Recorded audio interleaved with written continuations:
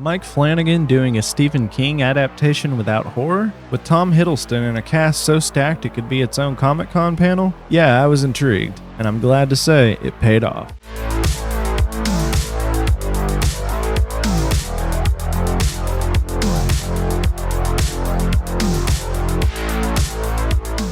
And more detailed and complex. You fill the whole thing. It'll be a universe.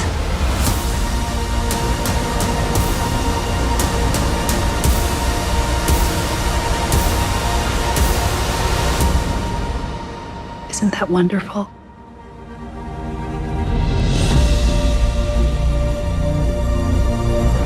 Hey everyone, welcome back to the channel. Today I'm reviewing The Life of Chuck, the new sci-fi drama from director Mike Flanagan. With a star-studded cast including Tom Hiddleston, Mark Hamill, Karen Gillan, Matthew Lillard, Kate Siegel, Chiwetel Ejiofor, Nick Offerman, and Jacob Tremblay, among many others. It's based off the Stephen King novella of the same name, but unlike many other King adaptations, this isn't a horror film. This is a slice-of-life sci-fi drama that's actually pretty light on the sci-fi elements. Flanagan is no stranger to King adaptations. He's done Gerald's Game and Dr. Sleep, both of which were excellent, and I was especially excited to see him step outside of the horror genre for the first time in a feature film. And I'm happy to report that The Life of Chuck delivered. Before we get into the plot, if you enjoyed these reviews, make sure to like and subscribe. It really helps the channel grow. And if you want to support the channel directly, check out my Patreon. For just $1 a month, you can help keep the lights on, and for $5 a month, you can request a review of your own. The movie follows the life of Chuck, but it does so in a very unconventional way. It's told in 3 acts, each one moving backwards in time. We start with Chuck's death and the world ending alongside him, and gradually move in reverse through his middle age and finally into his childhood. Each act reveals more about who he was, the people in his life, and the mysterious connection between Chuck and the state of the world. It's not a puzzle box narrative exactly, but it is a film that unfolds with a sense of mystery and emotional weight as you move through it. What makes The Life of Chuck really stand out is how it's structured. The entire story is told in reverse chronological order, which is such a unique and effective choice for a character study like this. We start with the end, Chuck's death in a world that seemingly is collapsing along with him, and then gradually move backward through the key moments of his life. The structure immediately creates intrigue. From the first scene, you're picking up on little hints and strange events. Billboards of Chuck's face, unexplained power outages, people acting like the world is ending, but you don't yet understand why. As each act unfolds, more of the picture comes into focus, but it's not until you reach the final act, the beginning of Chuck's life, that everything finally clicks into place. It's the kind of movie that rewards your attention, and by the end, you find yourself rethinking every scene you've already watched. It's clever, but more importantly, it's emotionally resonant, and it makes Chuck's journey feel all the more impactful because you're essentially watching the pieces of his soul being reconstructed in reverse. This movie handles a lot of really big existential themes: grief, loss, legacy, the fear of dying, the smallness of life in the face of the universe, but it does so in a way that feels oddly comforting rather than crushing. There's definitely a sadness that runs through the film, especially as you watch this man's life being slowly deconstructed, but the way Flanagan frames it all makes it feel like a celebration more than a tragedy. It's like the film is saying, yes, life is short and often painful, but it's also beautiful, meaningful, and worth reflecting on. There's a really life-affirming message here, even in the face of apocalyptic imagery and deep personal regret. That's a really difficult balance to strike. Many films that try to tackle these themes end up feeling either too dark or too saccharine, but The Life of Chuck finds a tone that's reflective, hopeful, and emotionally grounded.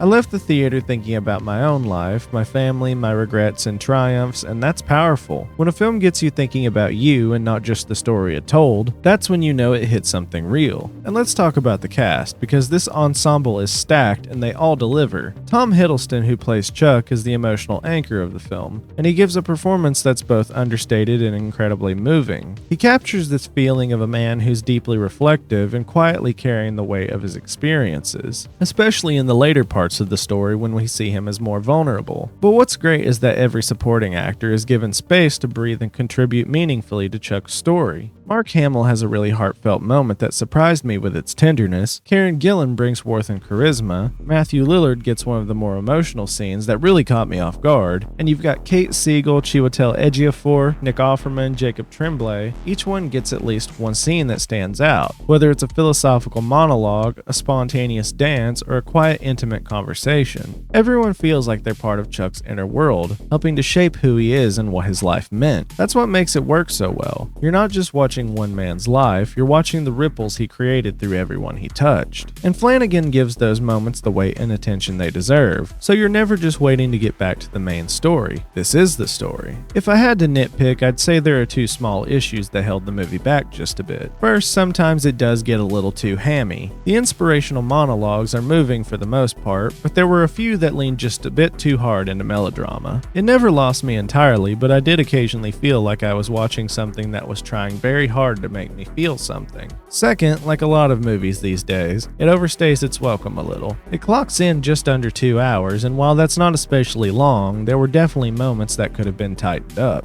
A few scenes linger a little too long or repeat emotional beats we've already gotten. For a story that's more about moments than plot, that kind of bloat is noticeable. Still, those are minor issues in what is otherwise a really beautiful, thoughtful, and moving film. Mike Flanagan proves here that his talents go way beyond horror. This is a movie about life, death, memory, connection, and even though it deals with global catastrophe and cosmic questions, it never loses sight of the human story at its core. It's heartfelt, it's weird, it's sometimes sad, but mostly uplifting. And if you're a fan of character-driven stories or unique narrative structures, this one's definitely worth checking out. I'm giving The Life of Chuck a strong 4 out of 5. If you enjoyed this review, please consider giving it a like and subscribing to the channel. It helps out more than you know. And again, if you want to support the channel, you can do so on Patreon. $1 a month keeps the reviews coming, and $5 lets you request your own. Thanks for watching. I'll see you guys in the next one.